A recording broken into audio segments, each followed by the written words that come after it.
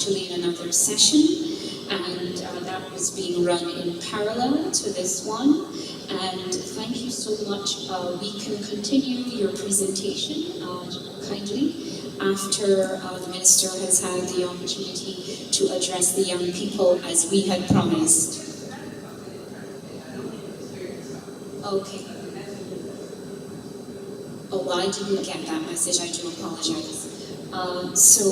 Robin, then, if you will please continue. Thank you very much. And following your presentation, we will invite the Minister to address the young people, as it is a passion of hers to have more and more young people involved in innovation and in entrepreneurship. And as I had indicated earlier, we have a distinguished professor, Professor Cardinal Ward of MIT, who has also joined the room. So we will give occasion to both the Minister and Dr. Ward to make their various introductions, etc. So do continue, please.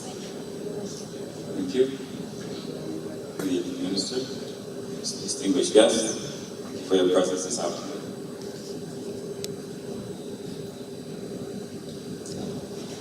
Okay, so to continue, when you break it right down, every single company in the world that isn't a social enterprise and has a different social agenda, they're pretty much looking for three things, and three things only.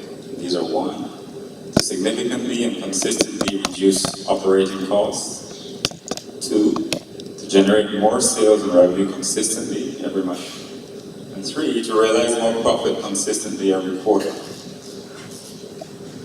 Now, from my view, the only thing that can make each of those possible, and the emphasis being on consistently, is emerging technology. For me, that is where the opportunity lies. Having the nicest, most caring, most dedicated, most competent employees in the world can't achieve those three goals on a consistent basis unless they're using technology to achieve.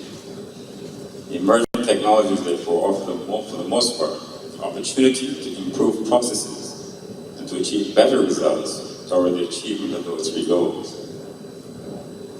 So the business that is in tune with, aware of, and is first to adopt such emerging technologies will gain a significant competitive advantage. So if you, as young people, as a young person, are the ones with the knowledge how to use these emerging technologies to achieve the above business objectives, then you have the power to add value, and you will be highly valued by potential employers.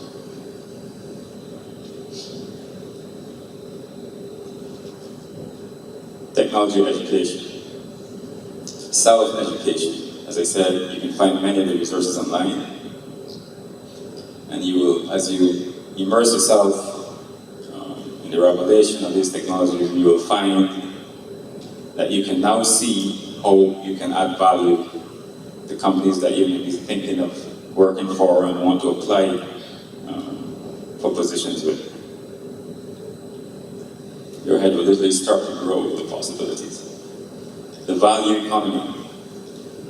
The world's economy runs on the basis of a constant exchange of value. Value comes in many different forms, and your knowledge of emerging technologies is one such manifestation of significant value. So if you want to get that job faster, or to earn more money, or to be promoted sooner, you need to be constantly increasing your value as an employee. You don't want to be stagnant. The easiest way to do this is to become somewhat of an expert on these emerging technologies that are relevant to your particular field of interest. Because let's face it, when you have a downturn in an economy and a company is considering, well, then you have to kind of lay off some stuff. When they go through the list of who they're going to release first, it doesn't have to automatically be, the last person in, first out. If you're the last person in, but you have a knowledge of how to leverage technologies to bring more people through the door and to get them to spend more because of the technologies that you're aware of that can be applied to that business, then the business owner is more likely to think, hey, this is a valuable asset, let me hold on to this person. Okay, so the benefits, can be significant in terms of your career if you really apply yourself to acquire knowledge that the average person isn't acquiring. Emerging technologies and the knowledge thereof, though, are not the be-all and end-all for building yourself a viable path to personal, financial, and career development. There is a bigger opportunity in emerging technologies, that is the application of the emerging technologies to convert opportunities into significant financial gains. But it requires learning a new skill. That new skill is strategic thinking. Now, emerging technologies are powerful economic transformation and development catalysts. But when you combine those technologies now with strategic thinking, they become orders of magnitude more powerful and can literally make the seemingly impossible very possible indeed. Now, the average non-strategic individual lives within a world of limited possibility, which is a world of his or her own making. Now, that world is built on a very passive acceptance and belief that certain things, certain opportunities, and certain achievements are beyond their reach, due to a perception of a defined status quo that is beyond their reach and control. This is true for arguably 99.9% of university and college graduates, who believe that they have to kind of fit into pre-established set of unspoken rules as to what they can or can't pursue as a young and inexperienced person. However, I'd like to suggest that the truth is anything is possible when you combine strategic thinking and emerging technologies.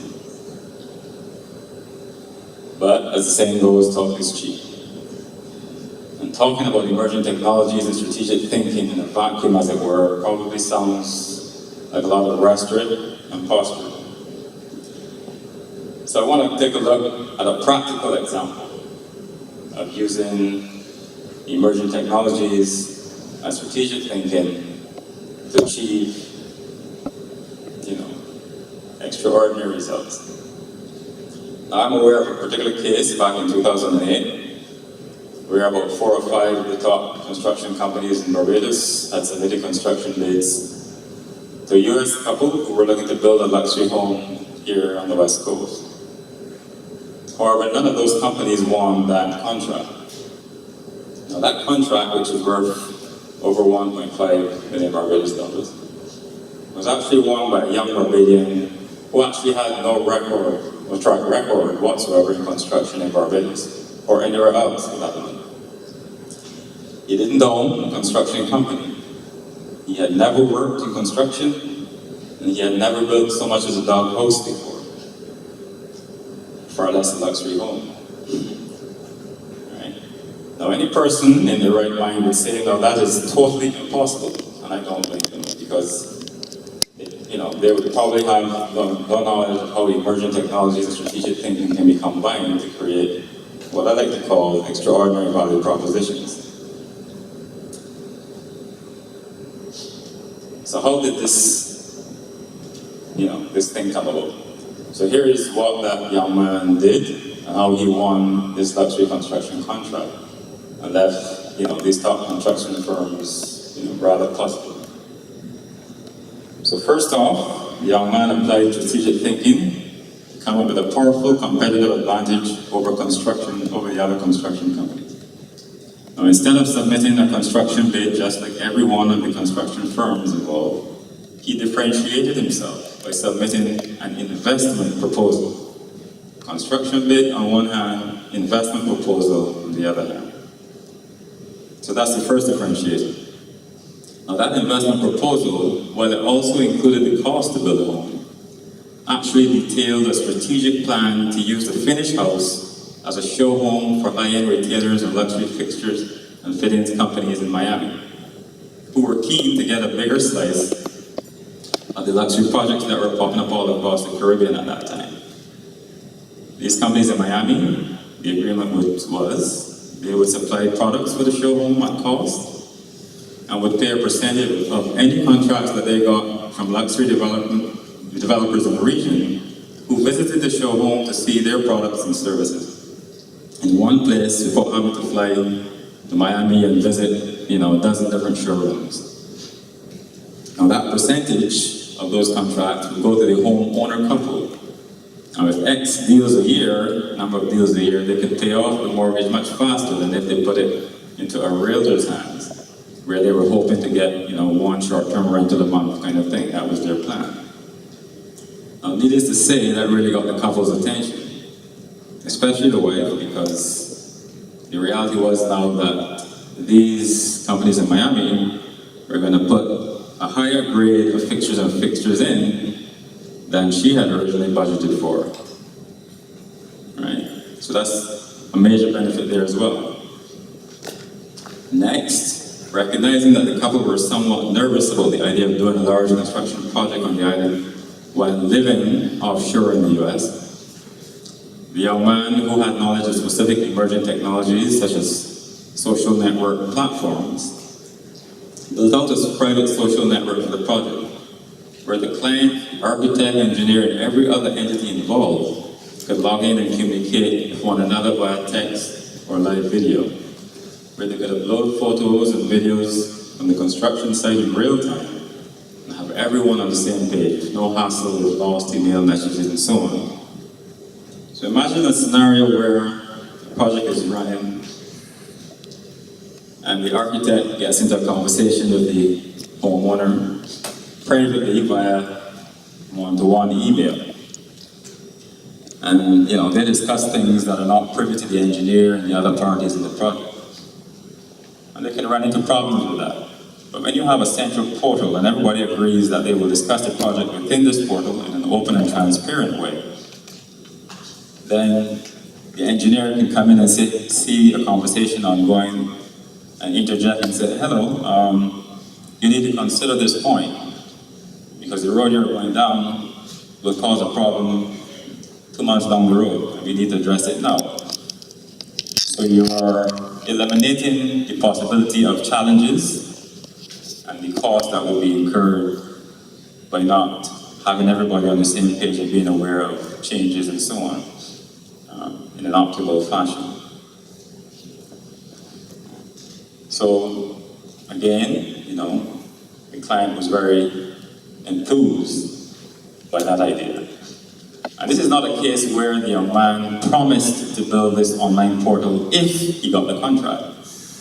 He built this portal with all the data in it about the building plans and so on and the other parties as part of his investment proposal, in an effort to get the contract. So when the prospective client, they actually logged in and saw all of this information and facility and so on, they were pretty much blown away. But the young man still did not stop there. Based on previous dialogue with the clients, he realized that they were also very concerned about reports they've heard of how materials, can be taken from some job sites. You have work stoppages and other security issues that tend to arise when clients are off island. So contractor may be doing 2 or 3 projects, and while the client is on island, he has all of his workforce there. But when the client leaves, he pulls some of them off and puts them somewhere else to keep somebody else happy and so on. And these things can impact timelines and what have you. So, they had expressed some concerns about those kind of things. So what the young man did was, again, based on strong knowledge of various emerging technologies in construction, was to include in his proposal that if he was awarded the contract, he would erect a 50-foot pole on the job site and mount a top-tier commercial web camera at the top, allowing the client couple to sit in their office or home in the US and use any tablet or laptop to log into a secure link and be able to see what's going on their job site in Barbados 24/7, 365. Now, needless to say, the couple were ecstatic at that because this was well beyond the bounds of what they would normally expect to receive from a construction company. As I said, the other construction companies, all they did was submit typical construction bids. We'll build the house for X, it will cost this is the drawdown schedule, etc., full stop. So this goes way beyond that. Okay, but there was this one niggling issue of the fact that this young man had zero construction experience. So how do you deal with that? The young man solved that little issue by making subcontractor arrangements with a certain construction firm on the island, the founders of which were accustomed to building skyscrapers in China, all of which were still standing. So since none of the local construction firms had ever built anything over 8 stories tall, given that Barbados doesn't provide planning approval for anything beyond 8 stories, to my knowledge, that pretty much settled it for the couple. So they awarded the contract to the young man because the value proposition presented to them was literally extraordinary compared to the typical ordinary construction bid that they received from the construction firms on the island. All right, so first construction job contract, West Coast Luxury Home, $1.6 million contract. Prior construction experience, none.